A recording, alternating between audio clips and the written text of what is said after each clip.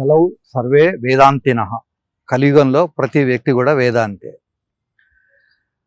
మన వాళ్ళకు ఒక రకమైన కాన్సెప్టు ప్రజలలో వచ్చేసింది. వేదాంతి అంటే ఏమి పట్టించుకోకుండా గడ్డం పెంచుకొని ఏదో చెట్టు కింద కూర్చొని ఉండాలని. కానీ అది తప్పు.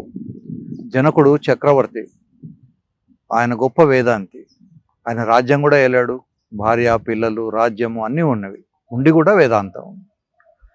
అలా కాకుండా కేవలం గడ్డం పెంచుకొని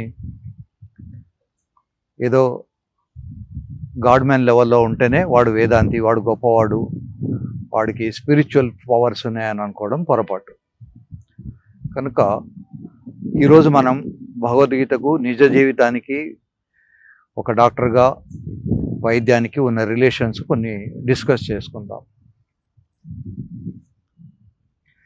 కర్మేంద్రియాణి సంయమ్య య ఆస్తే మనసా స్మరన్ ఇంద్రియార్థాన్ విమూఢాత్మ మిథ్యాచార స ఉచ్యతే.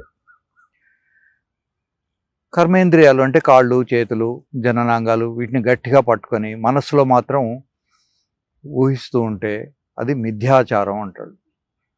అది ఆచారం లేదు. మిథ్య అంటే నిల్ అని అర్థం. సో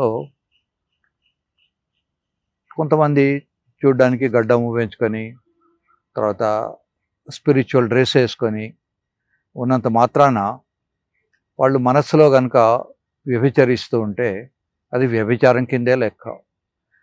లేదండి మేము ఏమీ చేయట్లేదు, లంగొట గట్టి కట్టుకున్నాము, మేము ఏమీ చేయట్లేదు అనుకోవచ్చు. సో కర్మేంద్రియాణి, కర్మ చేసే ఇంద్రియాలు ఏమేంటి? కాళ్ళు చేతులు జననాంగాలు కళ్ళు చెవులు, ఇవన్నీ కూడా కర్మ చేసే పనులు.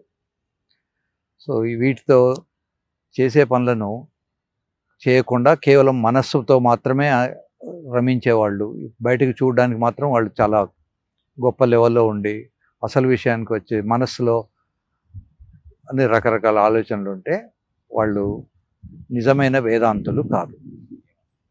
ఇది కృష్ణ పరమాత్మ మనకు భగవద్గీతలో చెప్పిన శ్లోకం.